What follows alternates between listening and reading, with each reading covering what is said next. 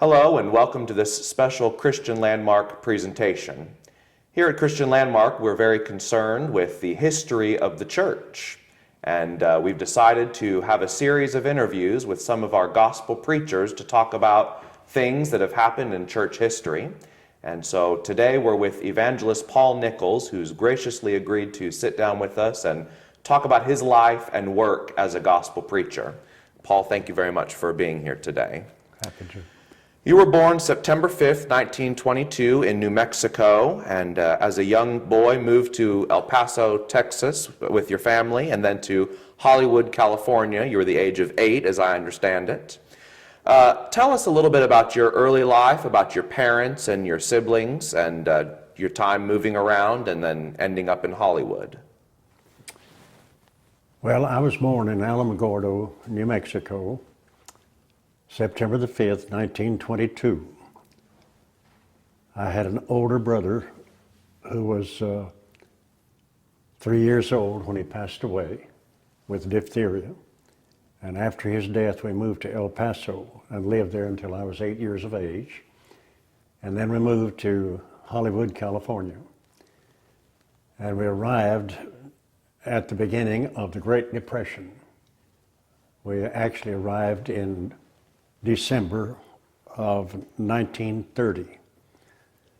And we had the opportunity of being registered with Central Casting and worked in the movies then for a period of time. That was not our life's ambition, but it was a means of helping to support the family.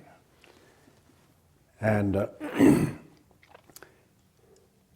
we continued in that for a period of time, but after I decided to preach the gospel, I told my mother that I didn't want to work in the movies anymore, and she agreed. I grew up going to school in Hollywood and graduated from Hollywood High School, and the graduation took place in the Hollywood Bowl. And I obeyed the gospel under the preaching of Homer King, and was baptized at Montebello, California. I didn't realize that younger men could preach the gospel at that time. I was asked by Brother Otis Osborne if I would lead a song. Well, I wasn't a song leader, but I didn't want to disagree with him. And so I agreed to do that. And he asked me to read a chapter at church, and I agreed to do that. I don't know to this day what I read, but I started out by accommodating his wish, and from that it led into teaching. And during this period of time, I had the opportunity of getting acquainted with younger preachers. And I then decided when I was about 15 or 16 that I wanted to obey that I wanted to preach the gospel the rest of my life. And so when I was 18 years old, 1 month and 15 days after my 18th birthday, I preached my first sermon at Monrovia, California. That was October the 20th, 1940. I was not yet out of high school when I preached my first sermon. And then when I was 19, I had the opportunity of preaching night about in a meeting at Montebello, California, where I was baptized. And when I was 20, I had 4 meetings to hold. I left on Wednesday from Los Angeles by train and was on the road from Wednesday until Saturday night. And I arrived at Brookhaven, Mississippi. I held a meeting at New Salem. I held a meeting then at Hammond, Louisiana. And then by train, I went to Oklahoma City, where I held a meeting there. And then from there, I went to Ottumwa, Iowa, and held my 4th meeting when I was 20 years old. And from that time on, why, I've been preaching the gospel. And Now, you grew up in a Christian home, right? Your parents were both members of the church, and your family, no stranger to gospel preaching. In fact, tell us about your great-grandfather, Brother H.C. Booth. H.C. Booth was my mother's grandfather, and he preached the gospel for 63 years, I'm told. And during that time, he baptized about 3,000 souls. And he is buried at Alamogordo, New Mexico, where I was born.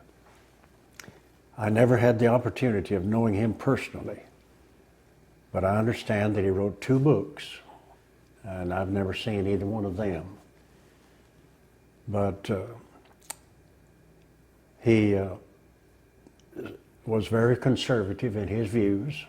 He opposed instrumental music and the Sunday school. And I don't know what his stand was on the communion, but I believe that he was for the communion with 1 cup. However, back in that day and time, the breaking of bread was an issue. And I don't know just when they took their stand for the truth, for the breaking of bread as we understand the Bible to teach it.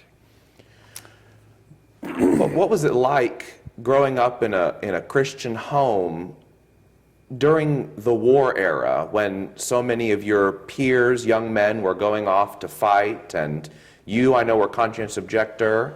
What was that like? Was there a lot of turmoil for your family during that time period? No, there really wasn't a lot of turmoil. My father was a leader in the congregation there at Siskiyou Street, and we grew up with Christian principles, of course, and respect for the Bible. And we understood that it was wrong to take human life, and so we took our stand against the war. There was not a great deal of controversy in our neighborhood or anything like that. However, we had to register according to the law. I registered as a preacher of the gospel, but they didn't recognize my conscientious scruples as a preacher, and they classified me 1AO. Well, I had to get that corrected. I had a brother by the name of Ed who was not granted his legal status and was tried in court in Los Angeles and was found not guilty. That is, he did not have the due process of law, and so they dismissed it. None of us had to serve in the camps that the boys did who were conscientious objectors. I was classified ultimately as 4D, which was preacher's classification. I don't know what all difficulty my brothers had with it, because I was out preaching and busy in the Lord's work. And during the war, there were times when it was difficult for some of our young men to get their proper classifications, and we'd have to maybe go before board members and represent our position and so on. And during the war, I made a trip in behalf of Brother Ted Head, who was then living in California, but had been classified as 1A. And so I met with him at Frederick, Oklahoma, with one of the board members who told him that he was going to go into the war, and he said he would not. And that board member told him that the FBI would be after him. He said, "I'll go to the FBI." And so I went to Washington, D.C. in his behalf and met with one of the top officials, and he denied reopening his case. So we went to the FBI in Oklahoma City, and they said that they could do nothing until he violated the law. Well, he was sent to prison because of his stand for the truth. And there were other boys that also had to go to prison on account of their faith in, and others went to the what were called CPS camps, and some camps that were maintained by the Church of the Brethren and Mennonites and so on. So that's the way it was during the war. We were on pins and needles. My brother Nelson went to Washington in behalf of the COs. Irvin Waters also did that. And we are registered in Washington as the Peace Church of Christ. We did not choose that name. They dubbed us with the name Peace Church of Christ. In the first Old Paths pulpit, your sermon on carnal warfare is featured. When you first started to preach against Christians being involved in carnal warfare as a young man, were you met with opposition amongst church members and church leaders? No, not really.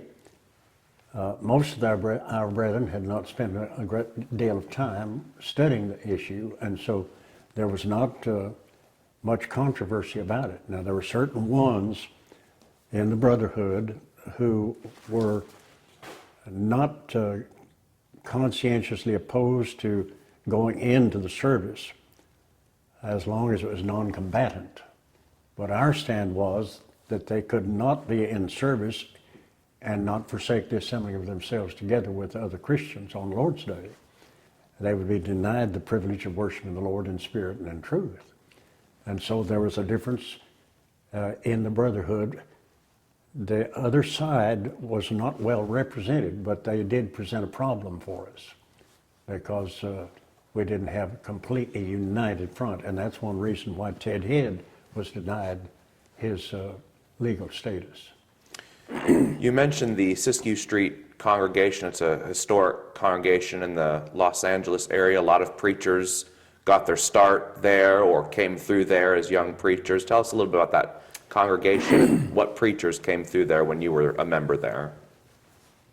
Well, Siskiyou Street was one of the older congregations in California. In fact, when I was baptized, there were only about no more than 6 or 7 faithful congregations in the state of California, and Siskiyou Street was one of them. The history of that congregation, my grandfather on my father's side, D.F. Nichols, moved to California, and at that time there was no faithful congregation worshiping in Los Angeles. So he and one of the brethren in 1924 was able to secure the Siskiyou Street building and began the worship there. And that's where we grew up in church, worshiping the Lord. That's where my family met regularly, along with my grandfather. My grandmother did not meet with us because she had gone digressive, along with some of the family members on my father's side. And so my grandfather was a leader in the congregation there until he died. My family, my father became a leader. We also had an aunt and uncle with 4 sons, but who went off with the digressives. And so we were not in fellowship any longer. Those 4 men became doctors. And on our side of the family, we became preachers. And when I decided to preach the gospel, that was a decision for life. It was not until I had traveled a while or got married or anything like that. And so consequently, I preached the gospel now for 71 years. I had my 71st anniversary, October the 20th of this year, and still preaching. And thankful that the Lord has given me the health and the strength to continue to preach. Now, when Wilma, my wife, got Parkinson's disease, I told her I was going to cancel all my work. And she told me, "You don't have to do that." And I said, "Yes, that's what I'm going to do. I'm going to stay home and take care of you." And then when she had the stroke, sometime later, of course, my traveling was greatly curtailed. And so I stayed home with her until she passed away January the 10th in 2010. And since that time, of course, I've been back into the evangelistic field. Now, you had mentioned that you were 20 when you first traveled and started preaching. Mm-hmm. After that first trip, when was it that you left Los Angeles and started working with churches full time? When I was 19, I was asked to come and work with a new congregation at Marysville, California, which later became the Yuba City congregation. At that time, we met at the Women's Club building with a number of brethren and sisters who had been converted from digression by Irvin Waters. And I stayed with that congregation for about 3 months, during which time I preached and taught singing. And then in the next year, when I was 20, I began traveling, and have traveled for years then, not only in the United States, but in other countries as well. Right. Now, there were certain preachers, you ask about the younger preachers who came to Siskiyou Street.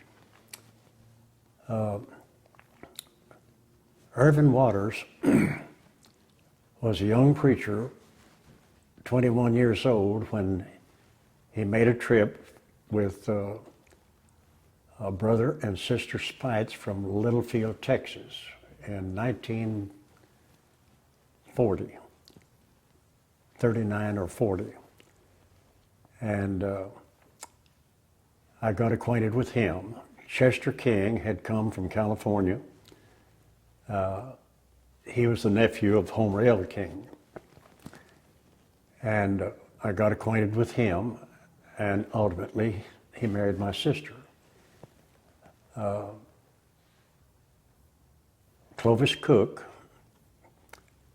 came to Siskiyou Street, I remember, and he said that he and Irvin Waters had been acquainted for about 7 years, and I thought that was wonderful, 7 years. Well, I've known people now for 70 years, more. But there were different ones who came. Now, H.C. Harper from Sneads, Florida, made a trip to California. He was an older preacher. I don't remember ever meeting him, but he came to California and then went back to Florida and soon died.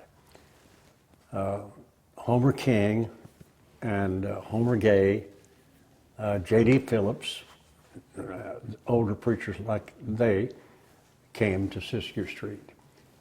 Now, I mentioned that when I obeyed the gospel, there were only about 6 or 7 congregations in the entire state. My father was very concerned with the spread of the gospel. We were not spreading the gospel like he felt that we could and should. And so he encouraged the brethren from the congregation at Montebello, which was only about 6 miles from Siskiyou Street, and the brethren there at Siskiyou to get together and work out a plan to do evangelistic work. Irvin Waters had come, and the brethren had gotten acquainted with him and were impressed with his ability and his conservative views and so on. And so they asked him to come and do mission work. Well, he was 21, as I said, when he came. And during that time, he was supported by the brethren to preach the gospel anywhere there was an opportunity to establish a congregation or to convince people of the truth concerning our worship. And during that first year, there were about 150 responses, so it was very successful. Congregations were being established and encouraged to participate in evangelistic work. And during the period, that we did that work was about 10 years. And during that time, we grew about 800%. And after a period of time, there were 52 congregations in California. Well, during this period of time, there were other young men who were inspired to preach, including my brothers. And all 5 of us became preachers. Now, we didn't all stay with full-time preaching. I had one brother who became a government trapper and later was very successful in the real estate business. Nelson became a teacher. He obtained 5 degrees and became a principal of 2 different schools, and finally retired as a counselor in his 70s. My brother Richard lives in Alabama, and my brother Ed lives at Oklahoma City. I have a sister who lives at Canyon City, Colorado, and then Nelson lives in Missouri, and I live in Kansas. So we have spread out. Well, you mentioned a moment ago your wife, Wilma. How old were you when you met? And tell us about meeting her and what it was that drew you to be interested in her.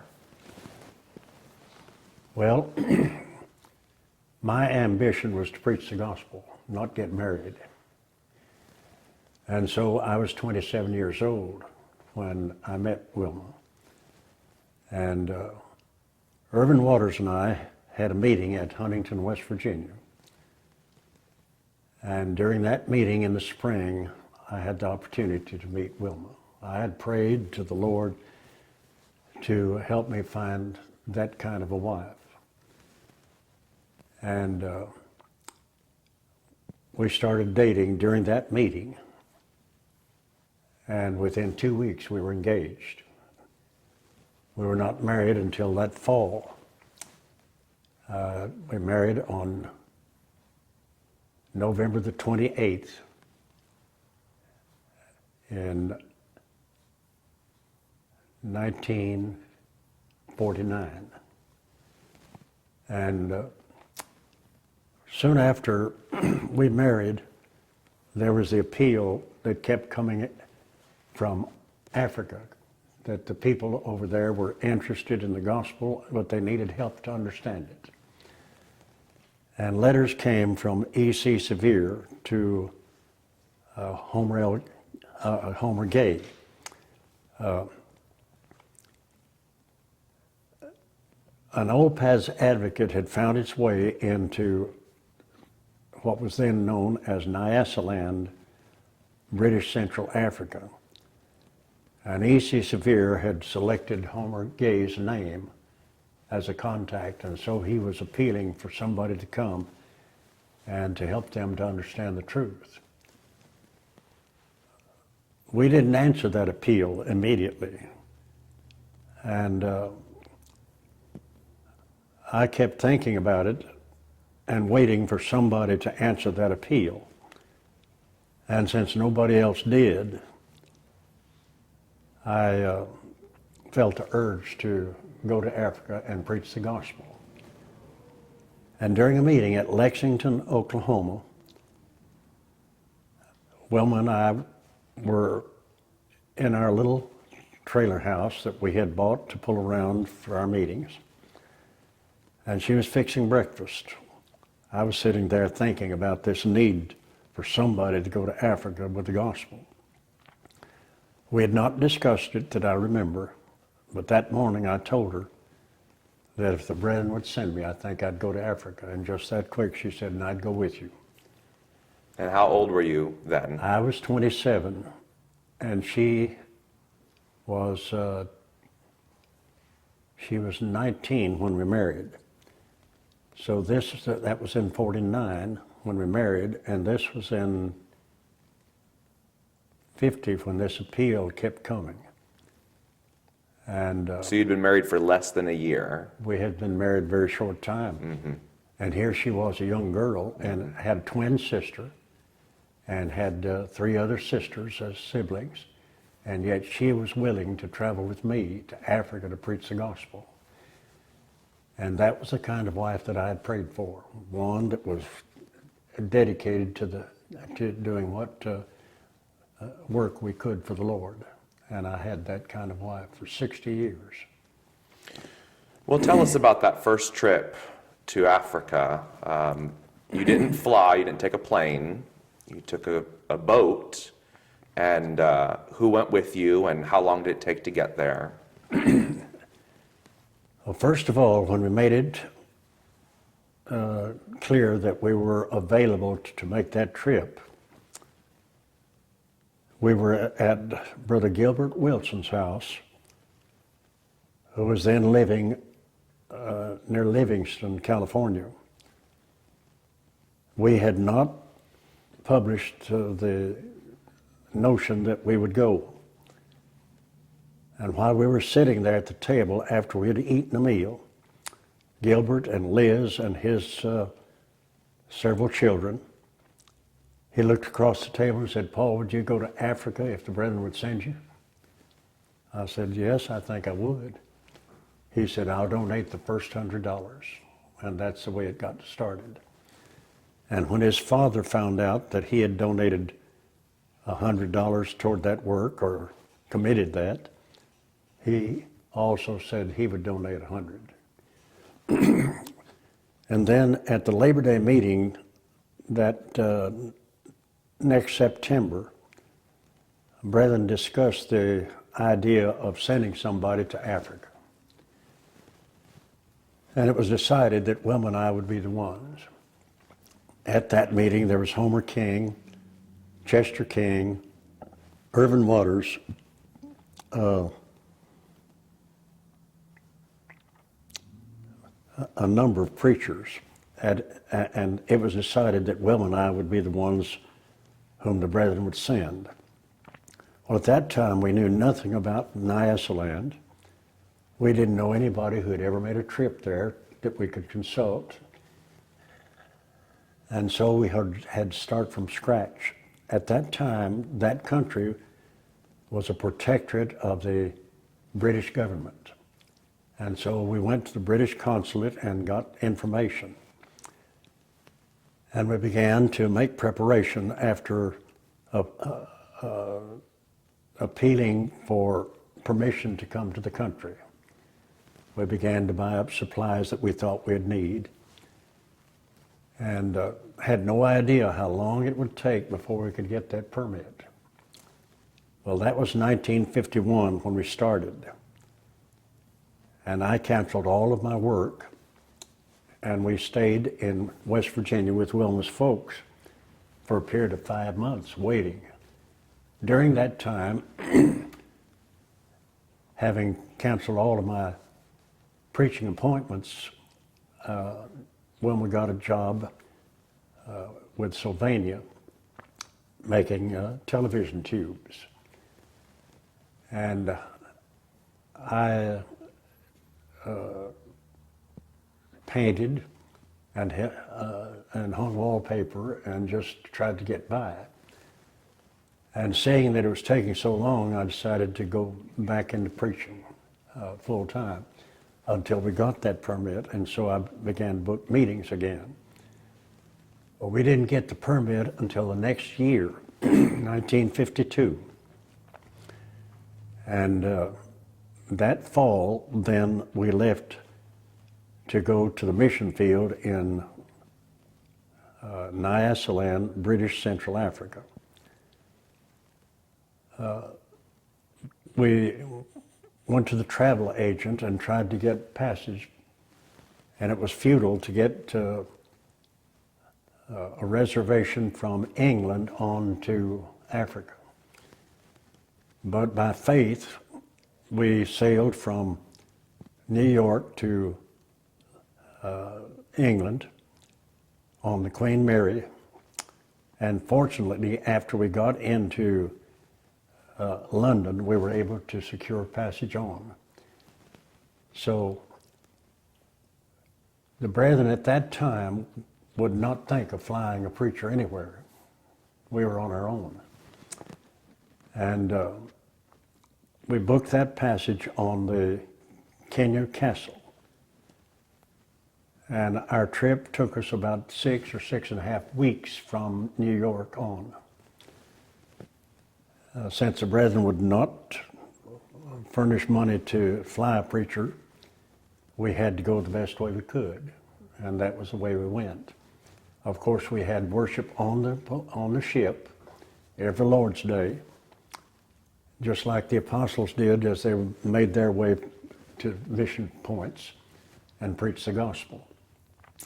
We arrived at Beira, Portuguese East Africa, took a dilapidated old steam engine pulled train, and the next evening after we left Beira, we arrived at Limby, and it was already dark by the time we got there. But we met E.C. Sevier, and 2 or 3 of the brethren were at the station. So they secured a taxi, which was a 1941 Chevrolet station wagon with one window out and with a defective radiator. And this was the time of the year that we had a chipperoni, which was a drizzling type rain.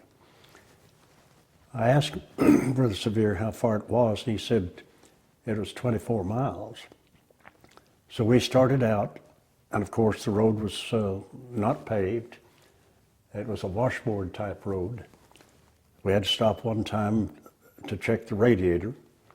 All of our stuff that we brought from the States was piled into that station wagon, along with 3 or 4 Africans and Wilma and me. We rode for a period of time, and we turned off of that good road onto a village road. And I asked Brother Sevier at that time, how far is it now? I thought we'd travel far enough to get there, and he said, about 10 miles. So then we went down through the villages and arrived at the place where we were going to live, a house that was vacated by a native family. It had dirt floors and a grass roof. We slept on army cots. We had a coal oil or kerosene lantern and our lamp and a gasoline lantern, and that was our lights. We had no telephone. We had no running water. Water had to be carried from a well about a mile from where we lived. We got our mail about once a week, and sometimes it would be 2 weeks. We had no outside prevalent communication until we went into town to buy supplies, and we would go in about once a week or once every 2 weeks and buy supplies, and then we would buy an overseas combined newspaper from England with all the stale news and all. And we were the only touch that we had with America was those letters that we received. And I can say that one of the greatest difficulties for overseas mission work, especially when you're isolated like we were, living in a native village, is loneliness, because you don't have any communication with people that you know except a letter that is maybe 2 weeks old by the time you get it.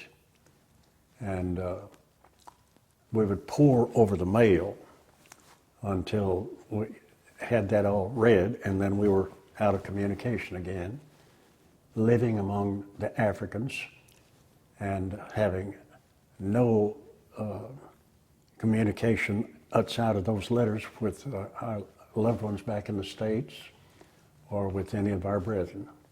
And here my wife was 21 years old. And how long did you stay that first trip? We set up the scriptural worship. We taught them how to worship the Lord scripturally. And we taught them about Christian living. And we were there for we went in 52 and we came back in 53. But we set it up so that they understood what the Bible taught. And there were a number of baptisms during that period of time. Now that first service that we attended there at Windy, and the building was made of mud and thatched with grass. The seats were hardened mud.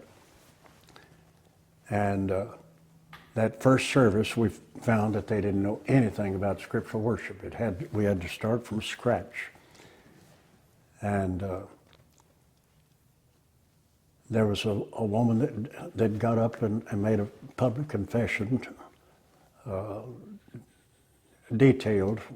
We don't know what she was talking about, but she made a confession to the congregation. Well, we had to teach them that women couldn't speak in the church. We had to teach them scriptural baptism and the steps of obedience before that.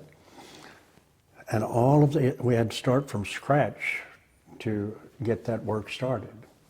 Well, by the time we left, they understood then scriptural worship and obedience to the gospel, and at least they had been enlightened about Christian living, which they didn't understand.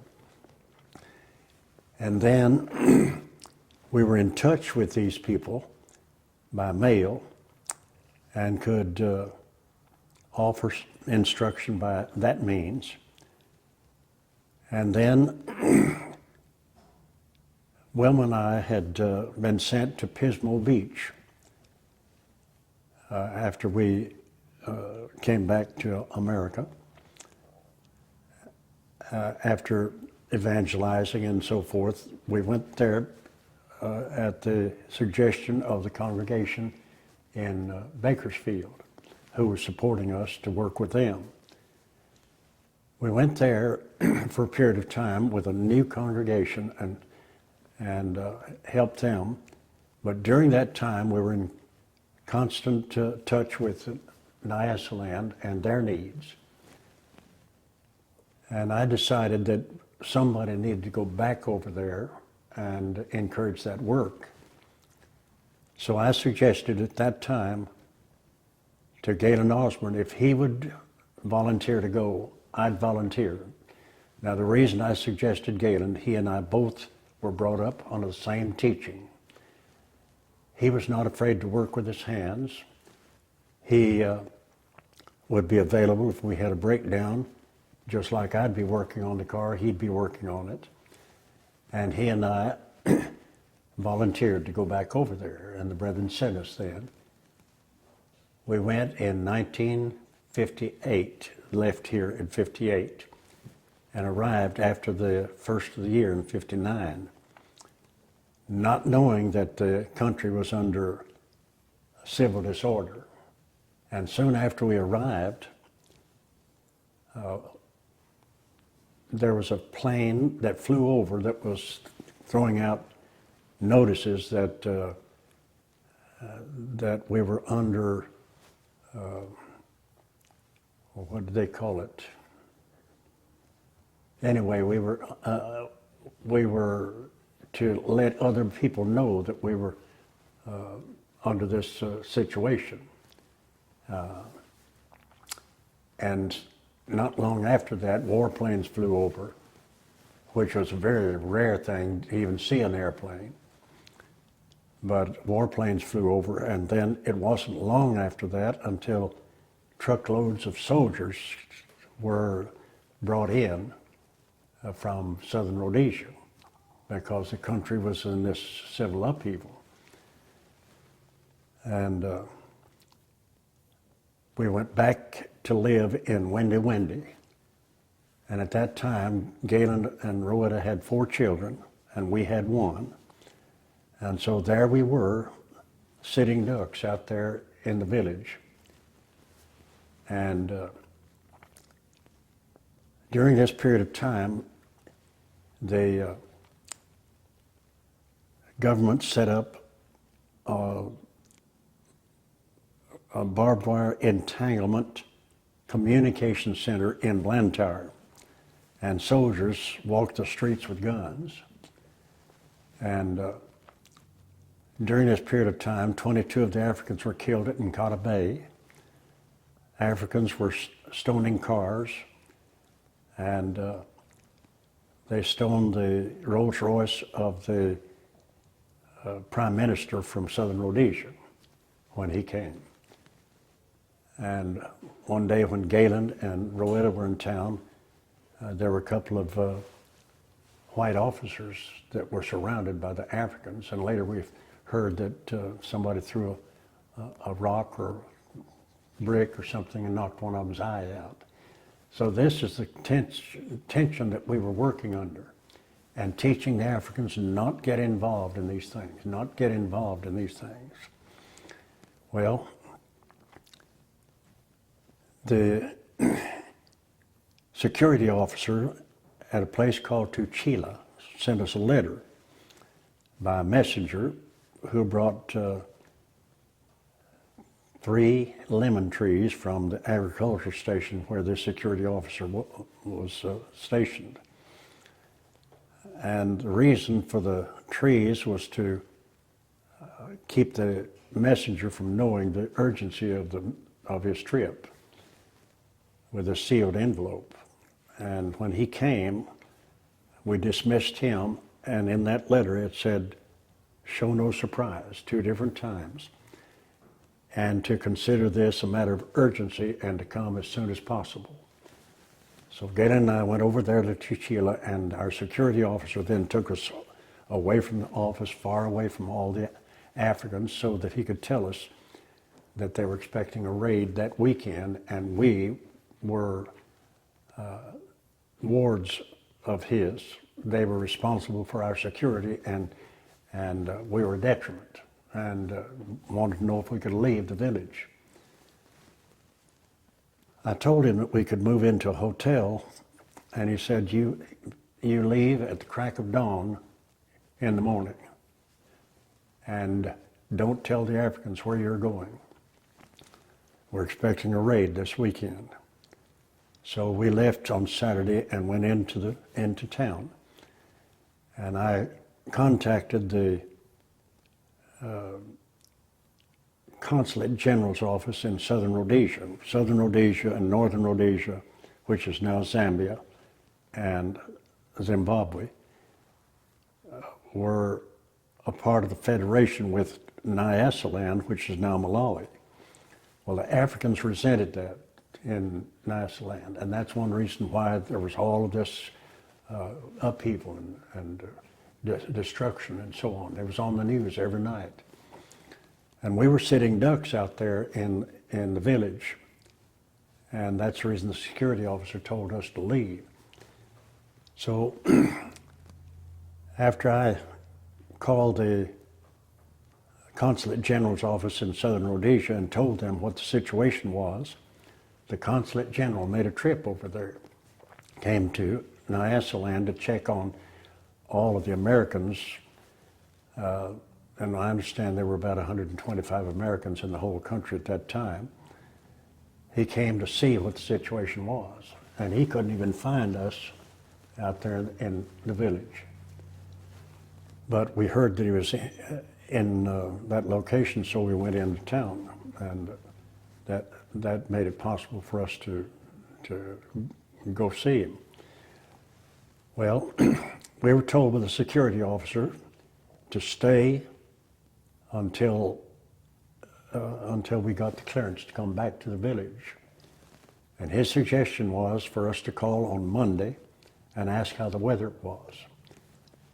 So he said, if I say it's clear, then you can go back to the village. If I tell you it's stormy, you stay where you are. So we called, and he said it was clear, and we went back to Windy, and that's where we stayed until Galen got burned. Now, the way that happened, we shared a vehicle that we bought for that work. And sometimes both families would go to these village areas to the outlying congregations. And other times we would go, one family would stay at Wendy while the other family went to one of the bush congregations. Well, Galen had 2 drums of kerosene and gasoline brought out there, and he was filling the vehicle with gas, and it was dark when he did that. So he took a lantern out there, and he thought he set it far enough away that it wouldn't catch fire. But the fumes got to it, and while he was filling the gas tank, it burst into flame. Samuel Pindani, one of the Africans, was out there helping him, and I heard Samuel say, "Come quickly." And I knew that it was in desperation, so I rushed out there and I saw Galen standing engulfed in flame, trying to turn off the spigot of that reservoir of gas. And when I got out there, he ran and was hollering, "Get a blanket, get a blanket." Well, I intercepted him and tried to tear his shirt off, which was aflame, but it was a work shirt, and I just tore it to the seams, and I couldn't tear it off of it. His wife came out, and I told her to get a blanket. She rushed in and came back out with a quilt, threw it on him, and I threw him on the ground and put the flame out. By that time, he was burned severely and spent 9.5 weeks in the hospital. The doctors didn't expect him to live, but he did. And the work went on. But this civil upheaval was a real detriment because E.C. Sevier got involved in that behind our backs. And while he was translating for us, when we teach the Africans not get involved in all of this, he was getting involved. And so finally, Galen and I decided that our work had come to a standstill, and we informed the Africans we were coming back to America where people would listen. But that civil upheaval was a real detriment to the cause. And Galen told E.C. Sevier's brother and maybe 2 brothers and another fellow there at Wendy said, "We're the best friends you ever had." And they said, "We know it." So we returned to the States on account of that emergency situation. Well, later on then, other preachers have gone over there and worked in that country. And at this time now, we have about 4,000 congregations or more from that meager start. Right. The Lord really blessed our efforts. And we have many preachers in lots of different villages. And Jim Franklin went over there and spent 14 years at the suggestion of Jerry Cutter. And at that time, the brotherhood had been divided because of actions of some of our people that were not the best. And during that period of 14 years, Jim helped to reunite the brotherhood over there, and is invited every year to come back and conduct studies in a lot of different villages. And he goes and stays for months at a time, separated from home, separated from his wife, in order to do that work. But he loves that work, and he loves those people, and they love him, and that's the reason they invite him to come in and study with them. And they set up these studies in these various villages where he can go and study with them. But my work, we lived in Bakersfield, California for about 6 or 6.5 years.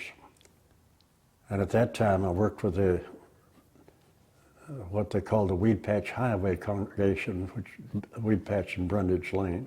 This was after returning from that second trip from Africa, right? Yeah, what happened, we came back, and I worked with the congregation at Compton, at one of the congregations in the Los Angeles area for about 3 months. And then Wilma and I decided on our own to move to Bakersfield after that trip. And during that time, I did some personal work with that Weed Patch congregation and held a meeting during which time we gained 7 digressives and baptized several. And then that next school year, I worked with the congregation at Arvin. And we initiated a radio program during that time that lasted for about 10 years. And then after that school year, we began that work that resulted in the congregation on Plans Road. I was asked by Vernon Elliott if I'd be interested in helping establish another congregation in Bakersfield. Well, of course, I was interested. And so we began that work on South H in the Grange Hall. And the congregation at Weed Patch and Brundage at that time then had grown to over 100 in attendance. And so it was almost half and half. Half of the congregation came down with us at the Grange Hall, and the other half stayed there with the old congregation. And the work at the Grange Hall continued for about 2 years. Well, every year I booked summer meetings, and I'd be gone for about 3 months. Well, during one of those periods, the congregation secured the property on Plans Road. And when I came back, then I was working with the congregation, and we gained the building that we now have there on Plans Road. It was a building owned by the Baptist, but Highway 58 was going to take that property. And so they were selling the building. The building was an auditorium with the classrooms connected. In other words, it was just one long building, and the building was cut in two, and we then moved that over on Plans Road, and that's the building that we meet in there now. And after we were there for about 6.5 years, and the Lord really blessed our efforts, and we grew, and then I moved to Modesto by request and lived there then for 9.5 years. Now, you talked about your work in Africa, but that's not the only foreign work you've been involved with, right? No. In 1981, Jim Franklin and I had the invitation to come to India. And the Old Paths Advocate apparently had gone into the Philippines, and there was some contact between Brother Danao and the Old Paths Advocate. And I suggested, well, James Orton had gone to Malaysia and held a meeting and came back through the Philippines hoping to meet with Brother Danao. Well, there are 2 places that are called Rojas, and he went to the wrong one and never met Brother Danao. So I suggested to Jim that we contact Don King and get Brother Danao's address and let him know that we were coming through the Philippines. So we booked our trip to the Philippines, and then we had a meeting in Malaysia, and then we went on to India. Well, we sent a cablegram to Brother Denal, and when we arrived at Manila, he was at the airport with a sign with his name on it. And we got acquainted with him that day, and after his showing us around and so on, we had a room that would accommodate the three of us at the hotel. And he and I sat up until way late that night discussing the differences between them and us. Brother Denal called them the issues. So we discussed the issues. Jim had fallen asleep because he couldn't sleep on the plane, and so he fell asleep while we were talking. But Brother Denal and I continued to talk way up into the night. He said at Manteca we talked all night, but it just seemed like that to him. But anyway, the questions would come up. He would ask about instrumental music. He asked about our stand concerning war. He wanted to know our position on the communion, all of these different things. And so we talked about all that. Well, during the daytime, before that, we were talking, and we could detect that Brother Denal expected us to go and study with the other preachers. That's what he wanted. Well, this is on Thursday, and we were supposed to leave for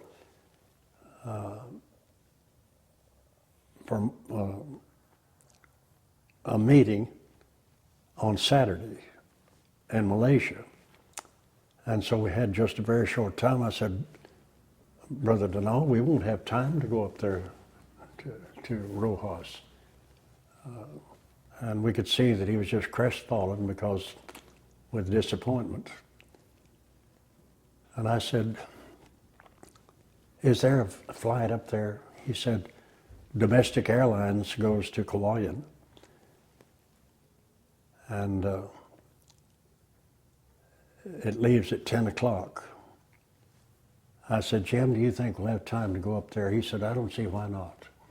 So we bought Brother Denal's ticket and we flew up to Kauaian, and then we went by what they call a jeepney, which is a Jeep that was remodeled to have seats on both sides and a place for the conductor to sit on the back. And we took the only public conveyance that was available there at Kauaian was a motorcycle with a sidecar. And so we loaded all of our stuff on that, and 4 of us rode that little motorcycle for 3 or 4 miles to catch that jeepney. And it was about 35 or 40 miles then on to Isabela, Rojas, Isabela. And during that trip, they kept taking on passengers until there were 23 of us on that Jeep. Well, when we got to Brother Denal's house, he was living in a house that had stilts. It was built on poles. We walked up the stairs and got comfortable and began to talk about the Bible and the issues. And while we were talking, other preachers would come in, and they'd join in the conversation, and we would answer the question for the Bible, and little by little they began to argue against their own practice. And since there was no commitment, and during this time the women were fixing a meal for us, but since there wasn't any commitment, before we left, I said, what are you brethren going to do? They said, we're going to stop these practices and we're going to teach our people. Now that's how honest they were. So we ate and they requested prayer, and we ate our meal and caught the last bus back to Manila. During this period of time, the rebels would come out at night and they'd kill people. We had to go through the mountains where the rebels oftentimes preyed on travelers. But we made it back to Manila. And when we got back to Manila, there was a a large lighted area, which was a bus stop. Brother Denal said, we'll get out here. It was about 2:30 in the morning at that time. He said, we'll be safe here. So we got out and sat with other people who were there for safety reason. And about 5:30 then, Brother Denal said, we can go now. So we caught a taxi and went to the airport. Well, on the way down from Rojas, Brother Denal was sitting by me. And out of the blue, he said, I'm going to resign. He had children in school. He had one in college. But he was honest enough, he's going to give up all of his support for the truth. Now that's His support as a digressive preacher, right? Yes, right. Even had a radio program. Right. He said, I'm going to resign. And then while we were waiting to board the plane for Malaysia, out of the blue, he said, do you think I need to be rebaptized? We said, well, brother, no, it depends on what you did. What did you do? He said, I heard the gospel. I believed the gospel. I repented of my sins. I confessed that I believed that Jesus Christ is the Son of God, and I was baptized for the remission of sins. We said, you can't improve on that, brother, no. So that proved how sincere and honest he was. And those other preachers who committed themselves to the truth followed through with it. And this is in January of 1981. And Don King had a trip planned for March 1981, and when he got there, they had already quit practicing some of these unscriptural things that they said they were going to stop, and he found that they were worshiping scripturally. We went on to Malaysia. In Malaysia, you could not advertise the meeting in any big way. They had a little ad about that big in the newspaper, but we had, in attendance, we had Indian, Chinese, and American. Because that's a Muslim country, they don't want you to convert their people, and you could be imprisoned if you did try to convert them. So that's the reason you couldn't put a big ad in the paper. But anyway, we had attendants of different nationalities, and we held that meeting, and then and at that time we stayed with Brother Bill Page and his family. He was there and was the one who helped establish that congregation, though he was not a preacher, and was working with an oil company. And so he gets credit for getting that work started. And then from there, Jim and I went into India, and we had quarters in the railway officers' guest house. And the only reason that we were allowed to stay there was because Brother Paul had been an official on the railroad. And so by their request, we got to stay in that. Well, it was like a prison. It had bars on the windows. It had shutters that we shut at night. It had a door with about 4 different kinds of locks on it. And we were told to not speak where it could be heard. And so we had to talk in very hushed tones to each other. And it was like being in prison. And we're not allowed to come out. We were told, don't come out unless Brother Paul comes and gets you. So at night we would write, and we would talk in hushed tones, and the only company we had was a little lizard that stuck his head out of a hole up in the wall and watched us. And in the morning he'd be gone. The next evening he'd be out watching us, and sort of like a spy. But we held our services there in Brother Paul's yard. At first we held it on the veranda. You couldn't preach the gospel openly for very long without government supervision, because they don't allow resident missionaries. You can't stay there and preach the gospel to them. And so we had to preach on the sly. We were tourists there, but we took advantage of the opportunity to preach the gospel to the people. And so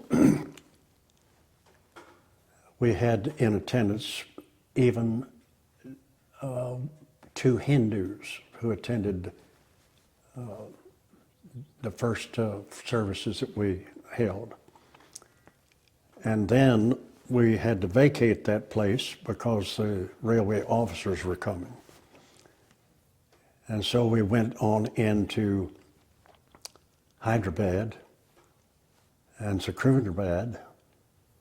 And in Secunderabad, they set up out in the street and just cut off the traffic except for 2-wheel vehicles and animals and pedestrians with a Shamiana tent. It's an Indian type tent with fringe around it. And they just set it up, had it set up right there and cut off all the traffic, and that's where we held our services. And while I was preaching one Lord's Day, a goat walked through. Well, the people showed no respect for us, and they were loud and continued with all of their activities and so on in spite of our services going on. Well, we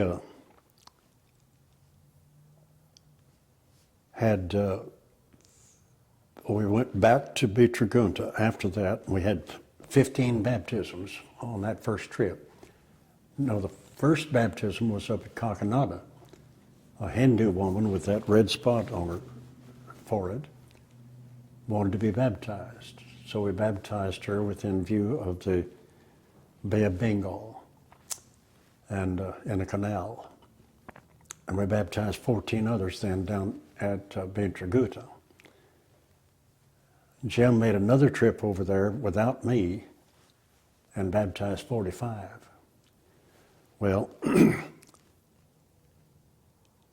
we found that the Indians are not as committed as they ought to be and not as reliable. They've got lots of persecution over there right now, and the Hindus and the Muslims are at odds with each other, and the Hindus are against anybody who claims to be a Christian, and the government will not license any located preacher over there. But people have taken advantage of the ignorance of those people, and they've even offered them money to be baptized. I mean, the Church of Christ has done that, the digressives. At Kakinada, we were told that they saw the digressives offer 4 rupees apiece for baptisms, and then they could come back and report all of the good that they had accomplished, you know. Well, consequently, the government has set up at train stations the warning against baptizing their people. And that's because of the abuse that Americans have made of the privilege of coming over there. But after we finished that work in India on that trip, we came back through Africa, and Jolie Norton and Joanne were at that time in Zambia at Lusaka. And so we came back through there and visited with them. I spent one night, and then I flew back home to America. Jim stayed longer. But we, of course, had no beef to eat in India because cows are sacred. And at one time, I understand that if you happen to hit a pedestrian and kill him, you were fined three rupees. And if amounted to about $3. But if you hit a cow and killed it, it was $90-some. Well, that's how they valued their animals. And the animals, the cattle just roam the streets, and traffic just has to dodge them or let them pass. And lepers are to be seen in various parts of the town. They're not isolated. They're beggars and pitiful to see. Lots of beggars in India.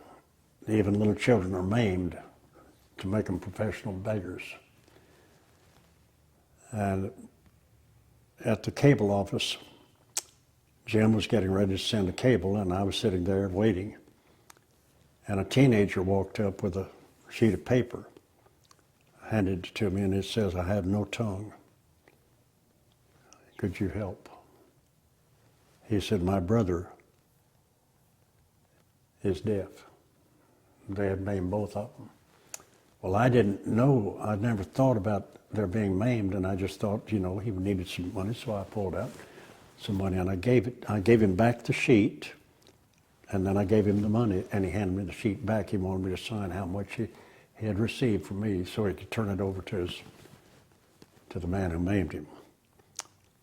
I became so irate, thinking that I had contributed to that man that had abused those boys. But you see, all kinds of beggars and lepers are prevalent, where their fingers are ruined and their features are distorted and all. And they're not isolated, so leprosy spreads. Diseases everywhere, all kinds of diseases. But in Africa, we got to visit, and then I flew home. It took me 32 hours to fly home. When we were in India, I called Wilma and hollered for a few minutes. It cost me $30, just because the communication was pitiful. I had hoped that Wilma would fly to Africa and meet me there, and she was supposed to fly with another woman, but the other woman decided not to go, and so Wilma and I didn't get to be together there in Africa. So when I got back to Jackson, where we were living at the time, Jackson, Mississippi, I called her from the airport, and I said, "Can you hear me?" She said, "Yes, where are you?" I said, "I'm at the airport. Can you come and get me?" Wilma was one of a kind. She made every sacrifice necessary to see that I could preach. We moved time and time again for the work. And 2 stints in Africa, living in a village. And she knew that village from the first trip, but she agreed to go back to that same place. And lots of the time she was by herself on that first trip. I'd be out working with the Africans, doing different things, trying to teach them music and trying to teach them the Bible and teach them some American games and different things like that. And she would be by herself, and she'd be crocheting or she'd be sewing or something like that. But she did try to teach the African ladies how to embroider and help that way. And she would cook some food, and we'd let them try that, see what they thought about it. Like the way we cook corn. Well, Brother Severe's wife's mother said, "I don't like that American corn." She liked it like they had it, which was just roasted in the fire, and not salted or anything. But anyway, Wilma was She was a great, great help to me, and I could never have done the work and traveled like I did and have done through the years if it were not for her cooperation. Getting our children ready in filling station for service, when we come into town. And moving into a place that the brethren had supplied, and they didn't supply nice places always either, that had to be cleaned up and all of that, or come into town and tell us that, well, we thought maybe you'd like to find your own place. And, well, we had a place at home, but we'd come to work with them, and they'd expect us to find us a place. And at one place in Oklahoma, they showed us the rooming house where we were supposed to stay. Didn't even have a bathroom, private bath. We had 2 little girls. And I said, would it be all right if we rent a better place that, on account of that bathroom, having to share it with everybody else, with 2 little girls. I said, would it be all right for us to get us a place and we'll pay the difference? Oh, that man said he didn't even notice that. And so in another place up at Grand Rapids, Michigan, they started to get us a place. Took us in there to look at it, and across the hall from the room that we were supposed to stay in, the door was open and the men were gambling in there and drinking beer. And couldn't even find a key to our door, and had a common bathroom for the people. And I asked if we could get a better place and we'd pay the difference. Oh, guess so. Well, we did stay at a place with a private bath. Well, these were the way it used to be when we preached the gospel. Now, a lot of the preachers today don't know anything about the sacrifices we made in order to be where we are. They're eating of vineyards they didn't plant and drinking of wells they didn't dig.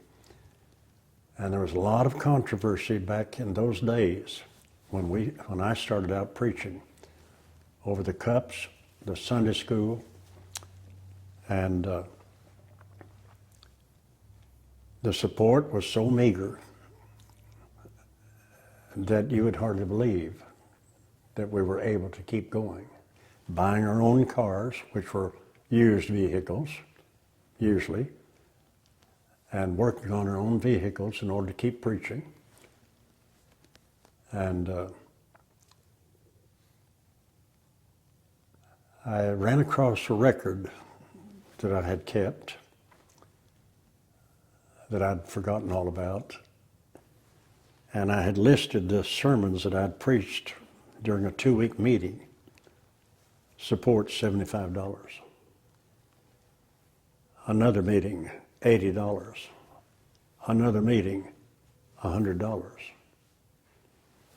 Buying our own cars, buying our own tires, buying our own gas, and lots of times staying in a place where we had to rent the place to stay. But that's the way it used to be when brethren who were not acquainted with the difficulties and expenses of travel were leaders in the congregations. Maybe they used to ride horseback and all they'd have to do is turn a horse out to eat some grass, and they didn't know the expenses and sacrifices we had to make in order to keep preaching. And if I hadn't had a wife like that, I'd been out of the field a long time ago. Because at the end of a school semester, when we lived at Bakersfield, we'd take our children and head out for 3 months. They'd never see home for 3 months. And I would hold as many as 8 meetings during the summer. And one summer, the last meeting I had was at Huntington, West Virginia. And this was after we moved to Modesto. And I'd be gone for 2.5 months. I cut it down to 2.5 months being gone. And that last meeting was in Huntington, West Virginia, and we had to drive all the way across the states to get back to California. And after 8 meetings, we didn't have enough money to buy a good bill of groceries. That's the way it used to be. And if we had not been dedicated, we'd have been out of the field a long time ago.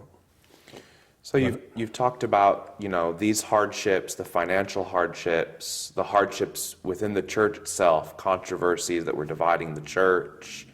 But even in spite of all these things, you were able to hold meetings and baptize dozens of people, and you were talking about establishing scores of congregations within a few years in California as a young man.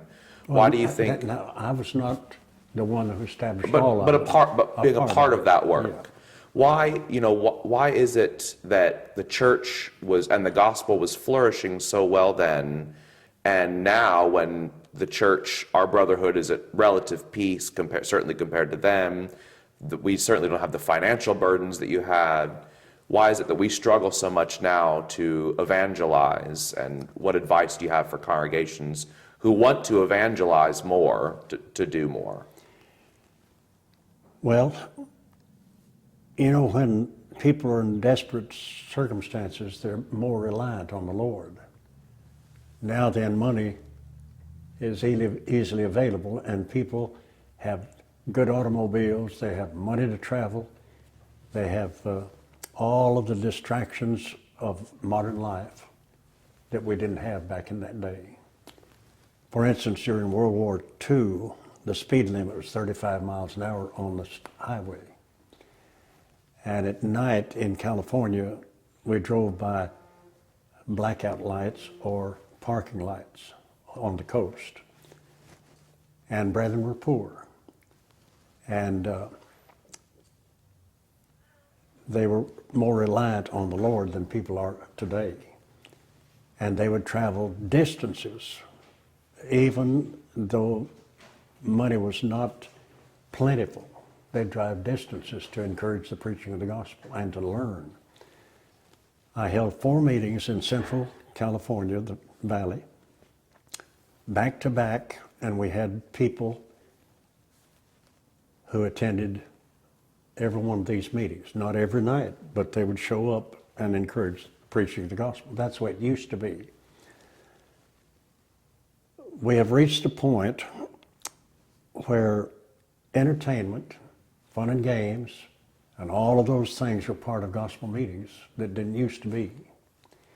When we'd hold a meeting, we were there to preach the gospel, and people understood that that's what we were there for.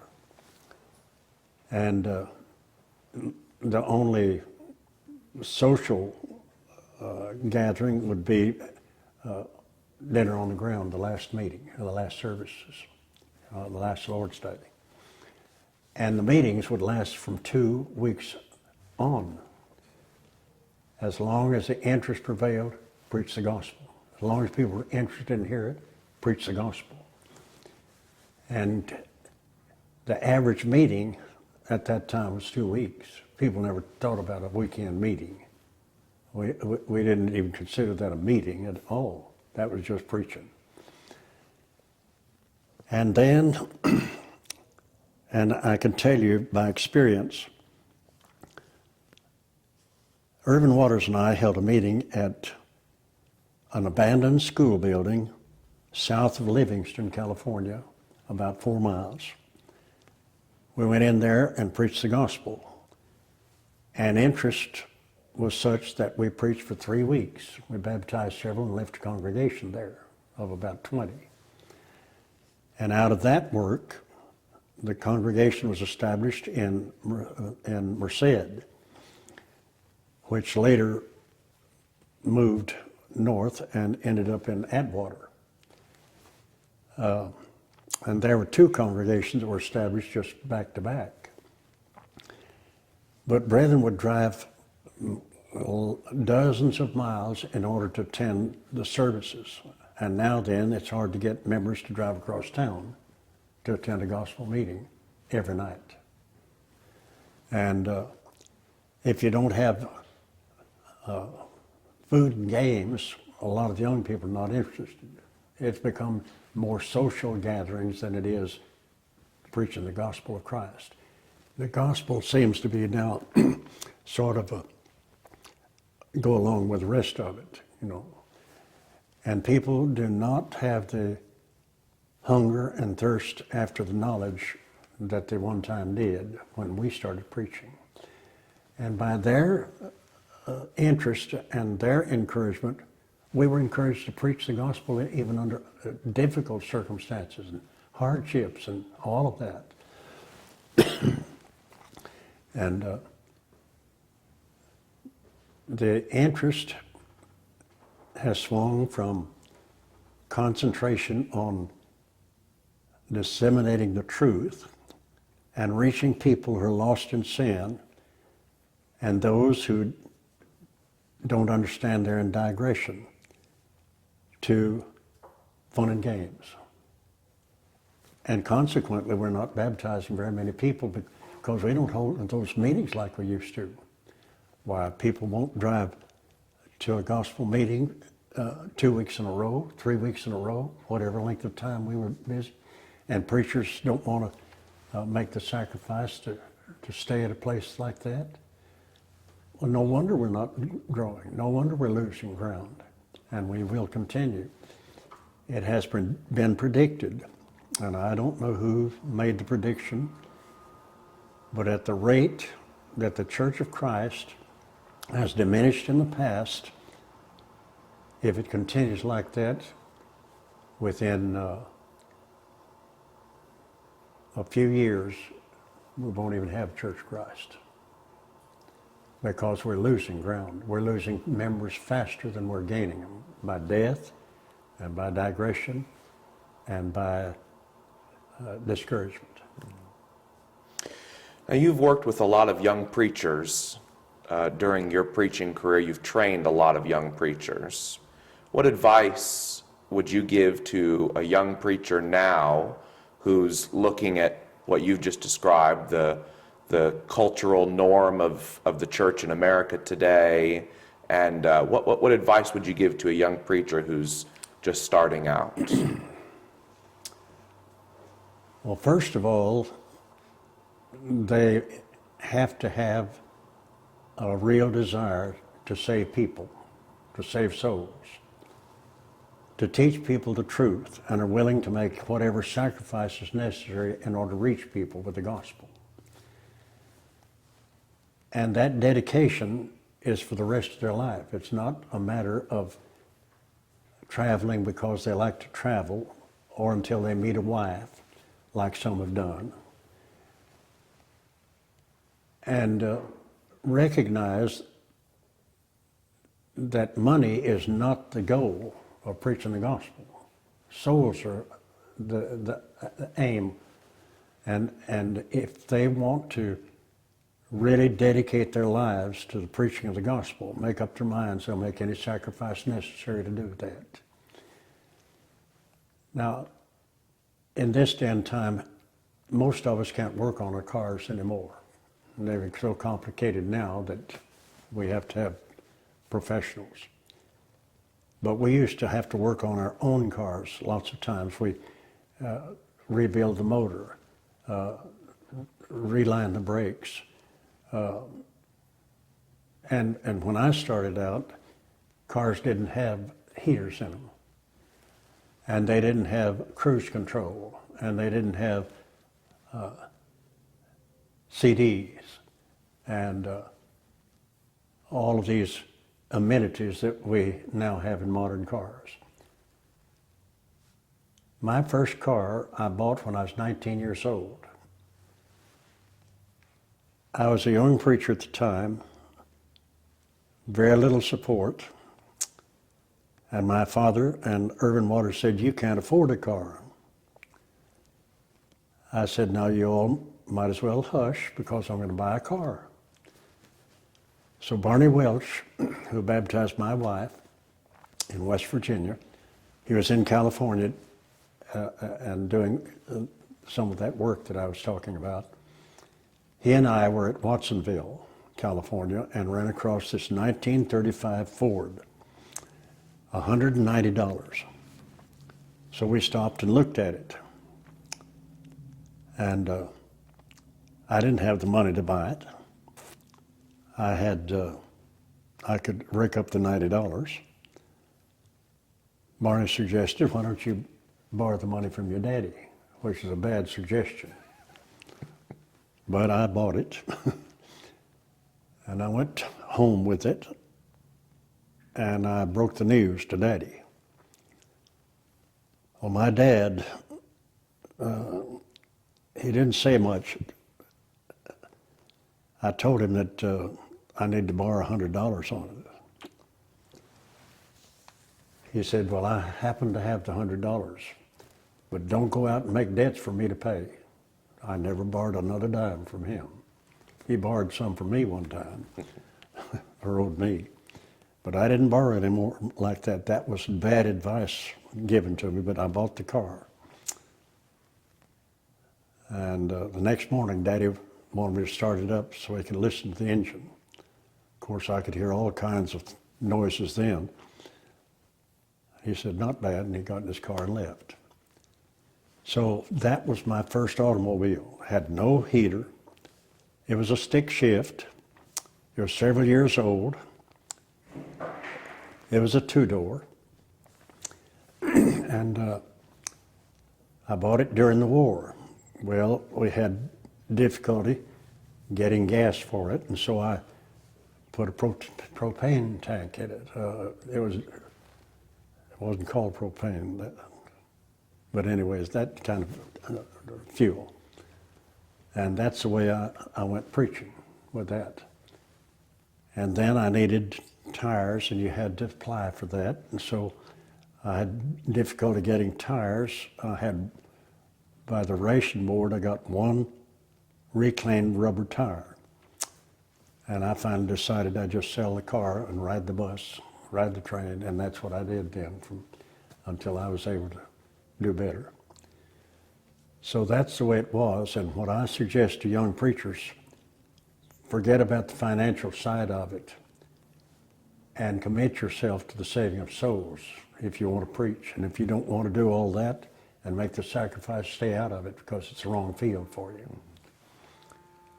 At Sulphur, a young fellow who had been traveling with one of the other preachers, he said, walked up to me and he said, Paul, can I ask you a question? I said, sure, what is it? Do you make a lot of people mad? I said, well, I don't know about that, but I said, I'm not trying to win a popularity contest anyway. I said, I preach the gospel because I love the souls of men and I love the Lord. He said, I'd like to preach like that. Well, some young fellows haven't learned that yet, evidently. And he had heard somebody make the remark that I made people mad when I preached. Well, my attitude is tell people what the Bible says, whether they like it or don't like it, because God wants them to know that. And if they get mad at me, they're getting mad at the messenger rather than the message. They're mad because of what they heard, but it was for their good. And I don't know how many people have told me how much they appreciated that. Fred Kerbo made the statement one time, said Paul Nichols preaches them into hell and then laughs at them after he gets them there. Well, I don't appreciate that because that was not so. I preach the truth. I'm not a politician. I don't preach to please men. If I yet please men, then am I not the servant of Christ, said Paul. And being put in trust for the gospel, so we speak. God is pleasing men, but God which tries our heart. And that's my attitude toward preaching, and that's what I encourage other preachers to have. Politics have no place in the church. And when people start playing politics, they're out of order. Now, we don't preach a social gospel. Jesus said you shall know the truth, and the truth will make you free. And if we have the opportunity to present the truth, we need to do it, because that may be the last opportunity we ever have to talk to these people and give them the truth. I want to ask you about one more thing. Just 2 months ago, you celebrated your 89th birthday, and you did so while you were holding the California Labor Day meeting, which is hosted by the Plans Road Church of Christ in Bakersfield, which you've talked about a little bit in this interview. And I was there. They had a big birthday celebration for you. What was that like, to be able to celebrate your birthday with people you've known for so long? It was a real thrill just to be asked to hold a meeting. I was humbled by that, and